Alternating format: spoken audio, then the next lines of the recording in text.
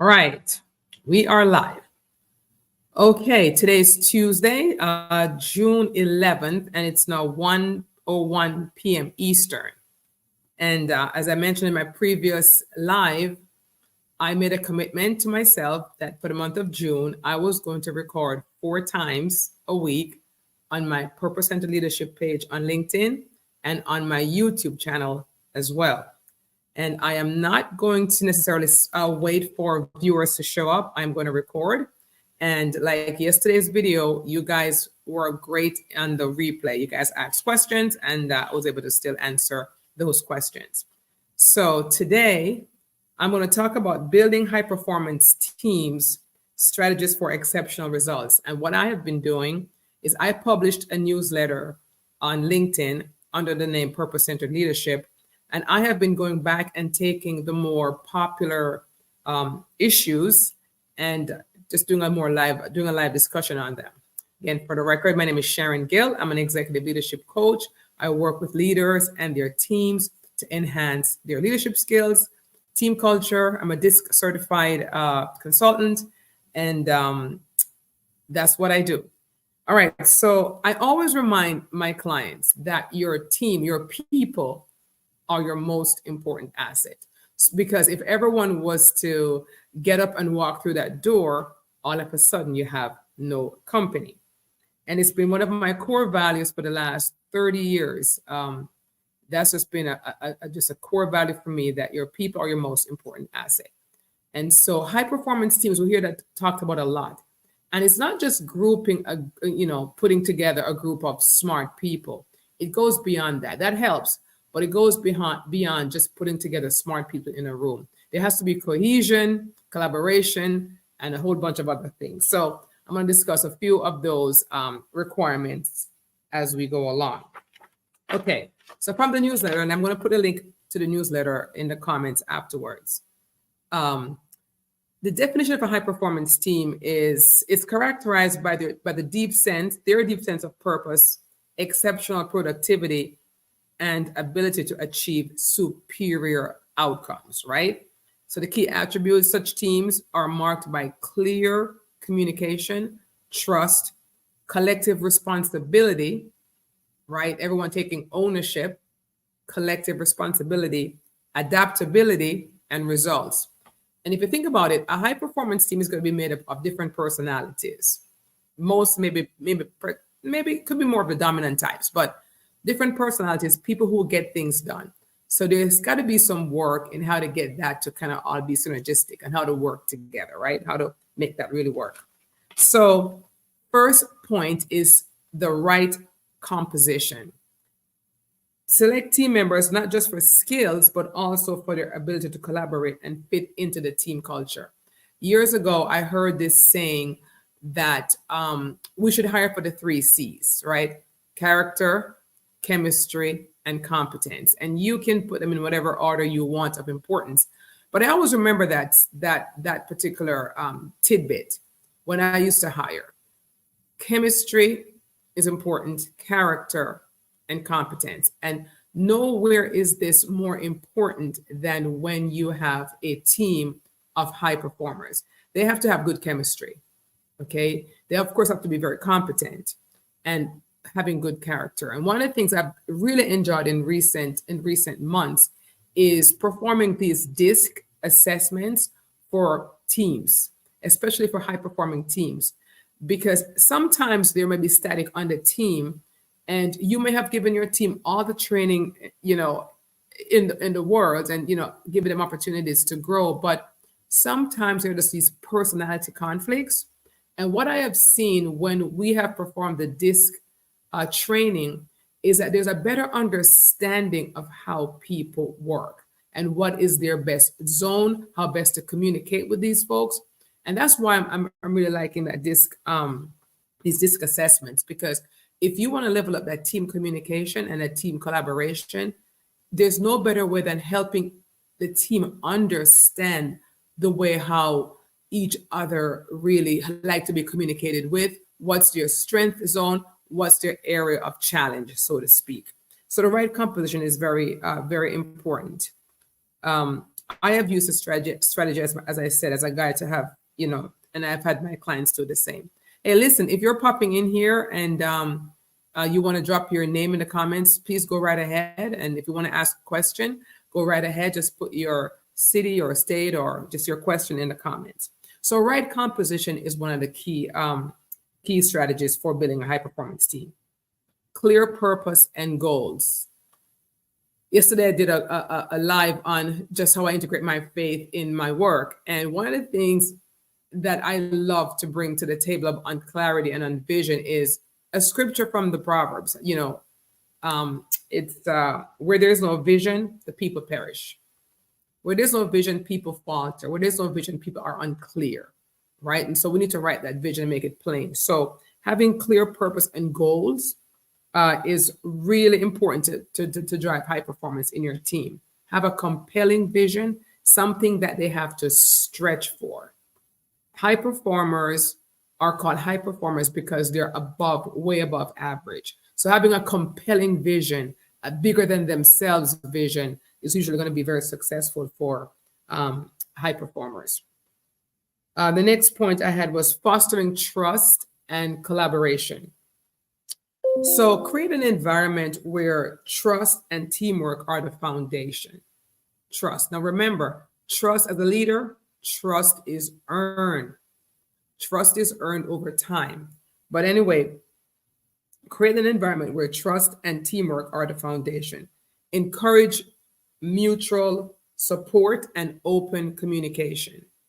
And this is, again, the reason why I like when people know how to understand each other. When team members know what makes each other click, it's just more of a compliment, right? Because you have those who are, the ones who are by the book, the compliance, the compliant ones, the ones who have their head down. You have the talkers, and you have the dominant people who get things done or get things moving. But we need everyone working together in unity, right? In cohesion to really make this team click. To make the team click.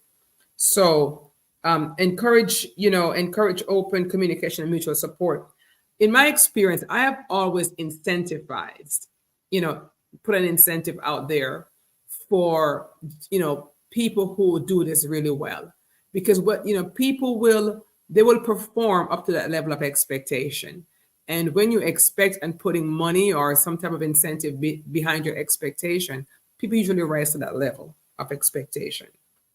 It always strengthened the productivity and the culture of my team when I put an incentive behind that. Empowering team members. I love this. Just as a personal choice, I'm a leader who's very participatory. I'm a leader who likes to empower. I like to give a lot of autonomy. So empowering team members. One of the models that I have liked has been the model of intrapreneurship, where team members have a lot of autonomy and they are given a chance to innovate, really bring suggestions, and create even their own little subculture in a way in your organization. I think Google does this very well. I think maybe Facebook has done this too, where they have really encouraged intrapreneurship. And I think when you have high performing team members, let them loose, within reason, but let them loose so that they can bring that innovation and those changes to your organization. And one of the last points I want to make on developing strategies for high performing team is continuous improvement, continuous development. Offer coaching to your team members, offer mentorship, offer training opportunities, offer ways for them to stretch even beyond their current levels of capabilities.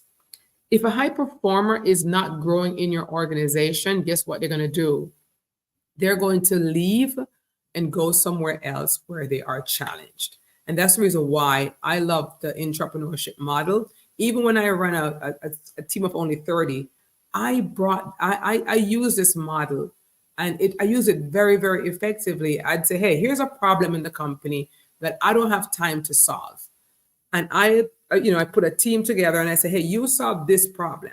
And whatever you guys come up with, just present it to us. And if it's good, we'll fund it, we'll back it.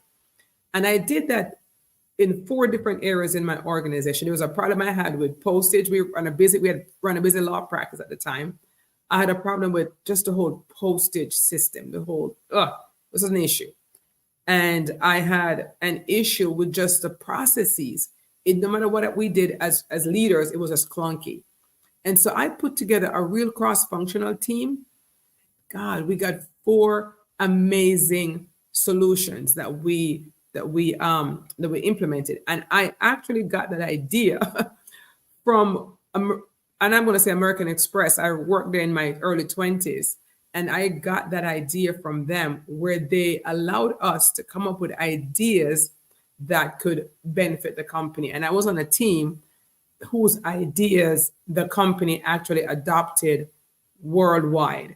And so I, just took that learning from my earlier time in corporate.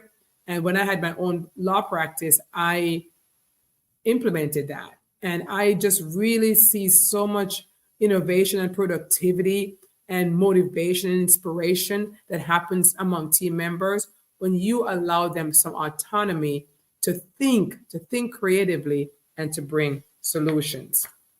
So what are some of the challenges in leading a high performance team? The main one I would say is maintaining momentum, right? Because high performance teams, they're going to get results. So when you've gotten the result that you're looking for, do you have more challenges for them to work on? What is the next hill for them to climb? Because remember what I said before, if a high performing team or a high performing team member is not being challenged, they may leave for a challenge somewhere else. So that was one other thing I have seen. And the second thing is I have here was conflict management. And that is effectively managing disagreements and ensuring that they lead to productive outcomes. There's going to be disagreement on any team. And this is the reason why I said when you bring in a trainer, and I say this because that's what I do, but there's different personality training stuff, different leadership training assessments.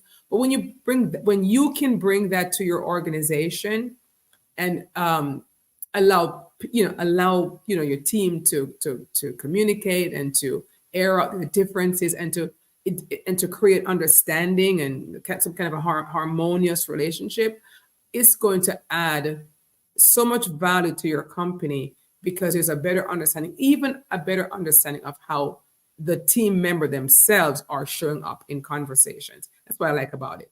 When you are assessed, this assessment first comes to you. You're self-assessed and you know where you're strong. You also know where you need work. And so that type of training is really important. And how do you cultivate a high performance culture? A couple of things I have here: recognition and rewards. Regularly acknowledge and reward both individual and team achievements. And with a multi-generational workforce now, sometimes there's 4 or 5 generations in one company. You have to be able to customize the recognition where it fits that generation. Some people like money, some people like praise, some people like, trips, some people, learn to know what really make that particular generation tick. Like I said, some people like money, some people like promotion, some people like, trips, they like public praise, just learn to know what their individual preferences are. Inclusivity and diversity. Again, cultivating a high performance culture, encourage diverse perspectives and inclusive practices to enrich team dynamics. I said yesterday, I'm saying it again today, DEI is not a curse word. There is a business case for diversity if supported by your organization. Different perspectives enrich the company, enrich the conversation, and will give you better results. And third, and I would say one of the most important thing, especially for high performance teams, is encouraging a healthy work-life balance. This is where leaders sometimes get it wrong. A high performance team member or members may want to work extra hard. They're so motivated by work. So they're pushing. They'll work way into the night on a project. They'll be up early, and that's wonderful. It's a high performance team. However, those same people will burn out eventually. And so you as the leader should encourage that healthy work-life balance.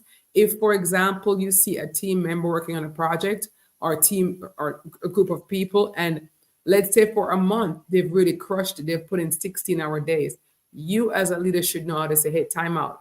Why don't you take a couple of days off, in the following month? So create a healthy work-life balance. I'll tell you though, millennials and Gen Zs demand this type of accommodation. And so they will leave for less pay to get that accommodation. So my closing thoughts, building and leading high performance team is an art that requires careful crafting and nurturing. It can be done, and it can be done in a team as small as 4 people. You could be an entrepreneur or a leader with a team of 4, and that team of 4 could really evolve into a high performance team with some of these strategies in mind. If you have any questions, please feel free to leave them in the comments. Again, I'm Sharon Gill. I am an executive leadership coach. Company is called Gill Coaching and Consulting. We work with leaders and their teams to enhance their leadership skills, build great cultures, work on your soft skills, and achieve results. So until next time, which is tomorrow, 1 p.m. here, take care.